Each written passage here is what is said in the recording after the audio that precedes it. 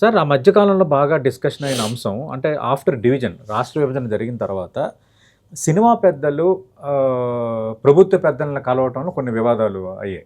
అంతకుముందు చిరంజీవి వైఎస్ జగన్మోహన్ రెడ్డి దగ్గరికి వెళ్ళినప్పుడు పవన్ కళ్యాణ్ కొన్ని కామెంట్స్ చేయడం అనే ఇష్యూ ఒకటైతే, ఆ తర్వాత కూటమి ప్రభుత్వం వచ్చిన తర్వాత కూడా పవన్ కళ్యాణ్ ఒక కామెంట్ చేశారు. మేము వచ్చే ఏడాది అయ్యింది, సీఎంని కానీ మమ్మల్ని కానీ ఎవరు కలవలేదు అన్న కామెంట్ ఆయన చేశారు. బట్ వేరే తెలంగాణలో కూడా రేవంత్ రెడ్డి అలా ఫీల్ అయ్యారన్న వార్తలు బయటికి ఎగ్జిబిట్ అయ్యాయి. అసలు ఏంటి సార్, అంటే ఇండస్ట్రీ పెద్దలకి వాళ్ళని ఎందుకు కలవాలన్న ఇగో ఏమైనా ఉందా, లేదంటే ముఖ్యమంత్రులను వాళ్ళని కూడా ఒక ఈక్వేషన్లో చూసే వాతావరణం ఏమైనా ఉందా? అసలు ప్రాబ్లము విత్ ద గవర్నమెంట్స్ అండి. ఏ గవర్నమెంట్ అయినా ఓకే, ఎవరు పెద్దలు వాళ్ళకి హీరోలు కలవాలని కోరుకుంటే హీరోలను పిలుచుకోమనండి వస్తారు. ఇప్పుడు చిరంజీవి గారు వెళ్ళినప్పుడు కూడా వాళ్ళకి ఏదో ఒక ఇష్యూ వచ్చింది, సినిమా టికెట్ల రేట్లు పెంచాలి కాబట్టి వీళ్ళు వెళ్ళి అడిగారు. అంతేగాని ఊరికే దండేస్తానికి వెళ్ళలేదు. అంతకుముందు చంద్రబాబు గారు ఉన్నప్పుడు కూడా చాలామంది ఇళ్ళు వచ్చారండి, మాట్లాడొచ్చారు. బట్ ఎన్టీ రామారావు గారి టైంలో తప్ప రాజశేఖర్ రెడ్డి గారు ఏదో మాకు కొన్ని చేశారని తప్ప చీఫ్ మినిస్టర్లకు సన్మానాలు మేము ఎప్పుడు చేయలేదండి. సన్మానాలు కానీ వెళ్ళి కలవటం కానీ చేయలేదండి. చేసినా కానీ వాళ్ళు పిలిస్తే వెళ్ళామండి. Right, okay. సో తర్వాత చంద్రబాబు నాయుడు గారు వచ్చినప్పుడు కూడా కొంతమంది వెళ్తూ ఉండేవారు. అంటే ఇప్పుడు మెజారిటీ ఆఫ్ ద ఇండస్ట్రీ అప్పట్లో తెలుగుదేశంలో ఉండేవారు కాబట్టి వాళ్ళు కలుస్తూ ఉండేవారు. సో ఎప్పుడు కలవాల్సిన అవసరం ఉండేది, ఎవరి పని వాళ్ళు చేసుకుంటూ ఉండేవారు. ఓకే, అది అక్కడి నుంచి ఇప్పుడు చంద్రబాబు నాయుడు గారు వచ్చిన కాడి నుంచి కూడా ఇది ఎప్పుడు అలవాటు లేదు. ఆర్టిస్ట్ వెళ్ళి కలవటం, ఇండస్ట్రీ వెళ్ళి కలవటం అనేది లేదు. ఓకే, ఎందుకు వచ్చిందో తెలియదు. సడన్గా జగన్ గారు వచ్చినప్పుడు అనుకుంటా ఏదో అన్నారు చిరంజీవి గారు వెళ్ళి అవసరానికి వాళ్ళు వెళ్ళారు, కలిసి వచ్చారు, అక్కడి నుంచి వచ్చింది. చిరంజీవి వంగి వంగి దండం పెట్టడం, దాన్ని పవన్ కళ్యాణ్ తప్పు పట్టడం, అప్పట్లో ఒక వివాదం నడిచింది. అది అదొక స్టోరీ అయిపోతే ఆ తర్వాత వచ్చినాక ఎందుకు వెళ్ళారంటారు. ఇప్పుడు అది ఇండస్ట్రీ కాదు. నేను చిరంజీవి గారి ఇండస్ట్రీ ఒప్పుకోను. ఆ రోజు చిరంజీవి గారు వెళ్ళింది ఎందుకు వెళ్ళారు, ఆ రాజమౌళి గారి సినిమాను ఇంకో 2 సినిమాలకి టికెట్ రేట్లు పెంచుకుంటాం వెళ్ళారు. అవును. సో ఇండస్ట్రీ సమస్యకి వెళ్ళా. ఇక్కడికి వెళ్ళిన వాళ్ళు అందరూ ఇండస్ట్రీ సమస్యకి వెళ్ళా. ఇప్పుడు వెళ్ళిన 8 మంది ఎక్సెప్ట్ నారాయణమూర్తి గారు, మిగిలిన వాళ్ళందరూ సినిమా టికెట్ రేట్ పెంచమని అడుగుతానికి వెళ్ళారు. నారాయణమూర్తి గారు అదే మీటింగ్లో టికెట్లు పెంచొద్దు బాబు అని చెప్పాడు. అవును, చిన్న సినిమా చెప్పి అక్కడే చెప్పాడు. అవునవును. సో ఇండస్ట్రీ నుంచి ఇది నారాయణమూర్తి గారిని సీఎం డైరెక్ట్గా పిలుచుకున్నాడు. వీళ్ళు జగన్ ఒక రకంగా వ్యక్తిగతంగా వాళ్ళ పని మీద వెళ్ళారు. వ్యక్తిగతంగా ఈవెన్ చంద్రబాబు నాయుడు గారి దగ్గర కూడా వ్యక్తిగతంగానే వెళ్ళాం.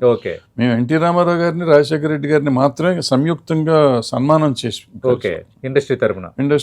అప్పుడు ఇండస్ట్రీ కొన్ని వాళ్ళు మనకు లాభాలు జరిగినాయో ఇంకోటో, లేకపోతే ఎన్టీ రామారావు గారు మన ఇండస్ట్రీ నుంచి వచ్చాడు, మనవాడు ముఖ్యమంత్రి అయ్యాడని మేము చేసాం.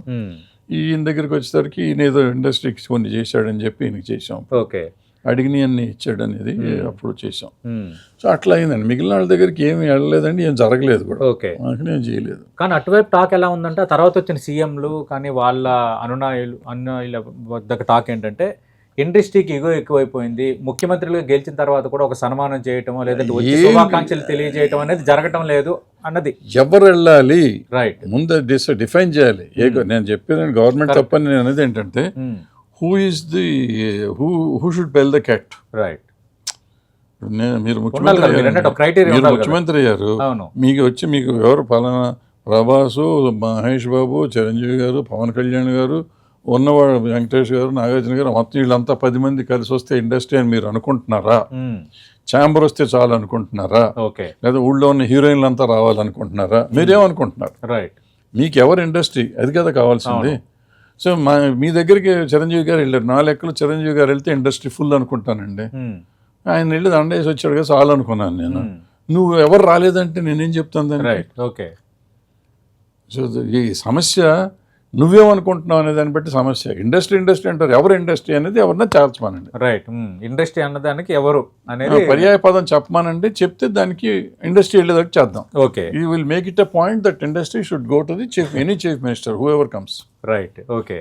ఇక్కడ కానీ అక్కడ కానీ ఇండస్ట్రీ ఎవరైనా ముందు తేల్చమనండి. వాళ్ళ పాయింట్ ఆఫ్ వ్యూలో ఆ పర్టికులర్ మనిషిని పంపిస్తాం. ఓకే, పర్టికులర్ మనిషితో ఇంకో 10 మంది. ఇప్పుడు ఎట్లా ఉంటుందంటేనండి, అంటే ఒక 4 పెద్ద హీరోలు, ఒక 4 పెద్ద నిర్మాతలు, వాళ్ళ ఇండస్ట్రీ ఎట్లా అంటారు సార్? ఇప్పుడు పలానా హీరోల సినిమాలు 3 ఏళ్ళకి ఒకటి వస్తుంది, వాళ్ళు ఇండస్ట్రీ ఎట్లా అవుతారు? ఓకే, 250 సినిమాలు వస్తాయంటే అందరు హీరోలకి గెలిపితే 6 సినిమాలు వస్తాయి. అవును 246 సినిమాలు బయట వాళ్ళు తెస్తాండి. వాళ్ళ ఇండస్ట్రీ కాదా? ఇండస్ట్రీ. మరి వాళ్ళు రావద్దా? వాళ్ళు వస్తే నువ్వు ఒప్పుకోవట్లా, ఓకే వీళ్ళే కావాలి. ఓకే అది నలుగురు పెద్ద హీరోల నలుగురు పెద్ద నిర్మాత అది కావాలి అంటే ఈగో అని కాదు, అవసరం ఉంటే వస్తారు. ఏం అవసరం ఉంటుంది? ఓకే సార్ మాది ఈ 1,00,000 కోట్లు వ్యాపారం బడ్జెట్స్ ఉండే స్టేట్స్ అండి, మోర్ దెన్ 1,00,000 కోట్లు ఉండేవాడి. మన contribution of film, Telugu film is hardly అక్కడ 1,000 కోట్లు, ఇక్కడ 1,000 కోట్లు ట్యాక్సెస్ రూపంలో వచ్చేది మ్యాక్సిమం. సో అది ఎంత 1% కూడా లేని ఇండస్ట్రీ. మేము ఎంత అండి వాళ్ళకి ఎందుకు లెక్క చేస్తారు మమ్మల్ని? మా అవసరం వాళ్ళకి లేదు, వాళ్ళ అవసరం మాకు లేదు. బట్ ఫర్ ఈ టికెట్ల కోసం ఉండే 10 సినిమాలకి తప్ప. ఓకే 10 సినిమాలకి టికెట్లు. మాకు కావాల్సిన సమస్య ఏంటంటే థియేటర్లకి